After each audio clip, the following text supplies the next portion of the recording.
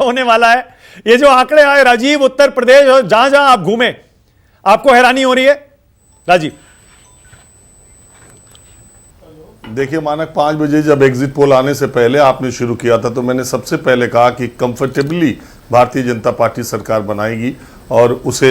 Majority से ज़्यादा सीटें मिलेंगी। उसकी बहुत सारी वजह है और प्रधानमंत्री नरेंद्र मोदी की जीत को 5 किलो राशन या हिंदू मुस्लिम या किसी एक चीज़ पे बांध देना उनकी जीत को छोटा करना है। मैं पिछले 2, ढाई, 3 महीने 4 महीने से आपको पता है कि नोएडा से बाहर हूँ, दिल्ली से बाहर हूँ, कभी कभी गया हूँ। जिन जिन राज्यों में गया, मैं पूरे देश में नहीं गया इसलिए मैं पूरे देश की बात नहीं करता हूं, जिन जिन राज्यों में गया, वैसे महाराष्ट्र में जो न्यूज़ 24 चाणक्य मेरे ही चैनल पर जो बातें दिखाई दे रही हैं उसमें मुझे थोड़ा सा अंतर दिखाई दे रहा है। आप देखिएगा, मेरा ये आकलन है और मुझे पूरा अधिकार है क्योंकि मैं महाराष्ट्र में बहुत दिनों तक रहा था, तो ये कहने का कि ये आधे आधे के आसपास होगा, 3-4 सीटों का डिफरेंस होगा, जो यहाँ 15-20 सीटों का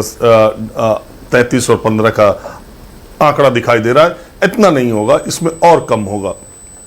दूसरी बात, मैं हरियाणा गया, मैंने न्यूज़ 24 के कार्यक्रम में कई जगह कहा आधे आधे के करीब। चल हो जा शुरू।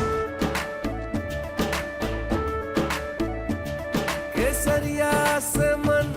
जोगी हुआ रे, दिल झूमे देखो पतवारा हुआ रे, दिल झूमे देखो पतवारा हुआ रे। हर पल मनाओ केसरी त्योहार। विमल, बोलो जुबान केसरी। करीब बात होगी, लेकिन मैं अभी तबीयत बिल्कुल आपने कहा ठीक नहीं, इतनी गर्मी में और कल के बाद थोड़ा सा लू सी लग गई थी, लेकिन जब मैंने उत्तर प्रदेश के आंकड़े देखे तो मेरी तबीयत ठीक हो गई क्योंकि मुझे ये लगा कि मैं लगातार जो बातें कह रहा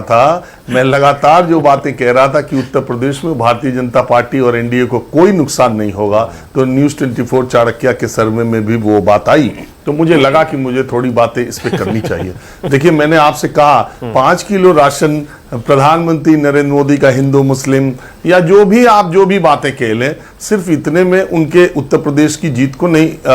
नहीं जोड़ा जाना चाहिए। देखिए, मैं बार बार एक बात कहता हूं, वैसे मैं टेलीविजन चैनल में काम करता हूं, टीवी में काम करता हूं, बावजूद इसके मैं बड़ी साफगोई और ईमानदारी से कहता हूं कि टीवी चैनल प्रधानमंत्री मोदी और बीजेपी के समर्थक ज्यादा देखते हैं और social media anti Modi, anti BJP लोग ज्यादा देखते हैं और सोशल मीडिया पर हुए शोर को जनता की असली आवाज समझ लेते हैं, जबकि वो बहुत कुछ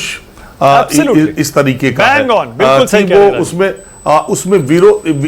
विरोध की आवाज को ही ज्यादा दिखाया जाता है और उसे जनता की असली आवाज समझ लेते हैं। चूंकि मैं दोनों माध्यमों में बहुत ज्यादा सक्रिय रहता हूं, तो इसलिए मैं ये कह सकता हूं कि जो लोग प्रधानमंत्री मोदी या बीजेपी के खिलाफ खास करके देश के सबसे बड़े सूबे में थे, वो बहुत वोकल थे, वो बहुत आक्रामक थे, उनकी रैलियों में भीड़ बहुत आक्रामक थी, भीड़ की संख्या बहुत ज्यादा थी, लेकिन वो कुछ खास लोग थे, वो MY समीकरण के लोग ही थे, जो ये सारा हल्ला शोरगुल हो रहा था और लोग उसको दूसरे तरह से देख रहे थे। मैं हमेशा से कह रहा था और आज भी मैं आपको कह रहा हूं कि अखिलेश यादव ने जो प्रयोग किए, जो दूसरी जातियों के सिर्फ अपनी फैमिली के 5 लोगों को यादव उम्मीदवार उन्होंने बनाया, अपनी फैमिली से बाहर एक भी यादव कैंडिडेट नहीं दिया। मुसलमानों को समाजवादी पार्टी ने इससे कम कभी भी कैंडिडेट आज तक नहीं दिया, लेकिन उन्होंने प्रयोग किया, उन्होंने कुर्मियों को, उन्होंने पासियों को, उन्होंने फॉरवर्ड्स को ऐसी जगह टिकट दिया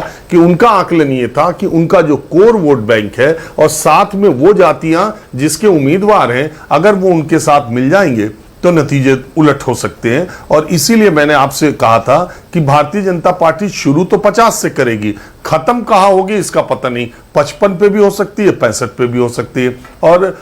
चूंकि बहुत सारी सीटों पर आज भी मैं आपसे कह रहा हूं, अगर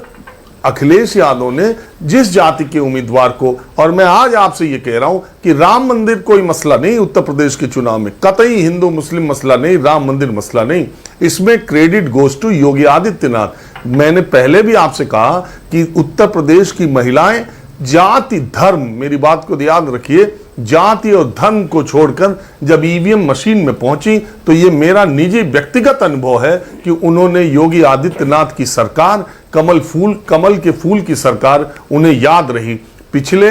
पूरे सालों में अब किसी भी वर्ग की महिला हो, उत्तर प्रदेश में अपराध कम ज्यादा आंकड़ों में क्या हो रहा है क्या नहीं, लेकिन 18 साल 16 साल की लड़की से लेके 70 साल की महिला को यह लगता है कि आज की सरकार में वो सुरक्षित है। सुरक्षित है कि नहीं है ये अलग मसला है, मगर ये इंप्रेशन, ये भाव उसके अंदर है कि वो सुरक्षित है। दूसरी बात, उसे राशन मिल रहा है। तीसरी बात, कोई जमीन कब्जा नहीं कर रहा। अब गाजीपुर से गाजियाबाद तक का आप सफर तय करेंगे, आपको बंदूक की नाल और राइफल की नाल लिए लोग स्कॉर्पियो और इंडेवर में और फॉर्च्यूनर में नहीं दिखते हैं। ये वो चीजें हैं, ये वो असर है जो दिल्ली में बैठ के आप नहीं महसूस करते। मैं यहाँ उत्तर प्रदेश में रहता हूं, मैं लोगों को फील करता हूं। गुस्सा बहुत है मोदी सरकार से, बेरोजगारी से, महंगाई से, हिंदू मुसलमान से, सब चीज से गुस्सा है। लेकिन वो गुस्सा माइक पर, सोशल मीडिया पर और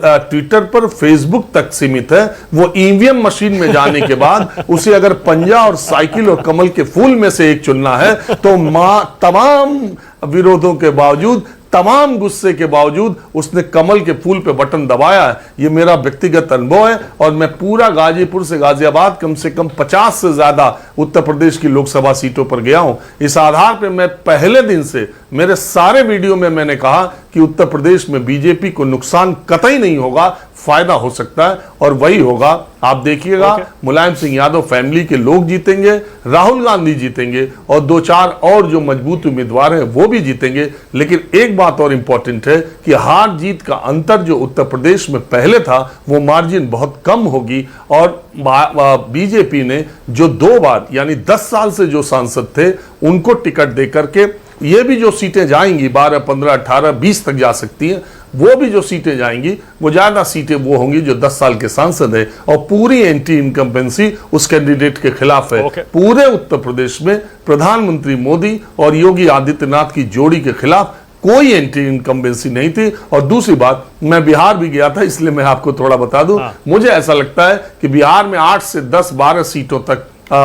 विपक्ष जाएगा और ये तेजस्वी यादव की बहुत बड़ी कामयाबी मैं मानता हूं। वो बिहार के भविष्य के नेता के तौर पर मुझे दिखाई देते हैं। तो इन राज्यों में जो मैं गया, मेरी तबीयत तो थोड़ी ठीक नहीं थी, लेकिन जब आप जैसा सोचते हैं वैसा एग्जिट पोल में आता है तो थोड़ा आप चाहते हैं कि आप भी अपना ज्ञान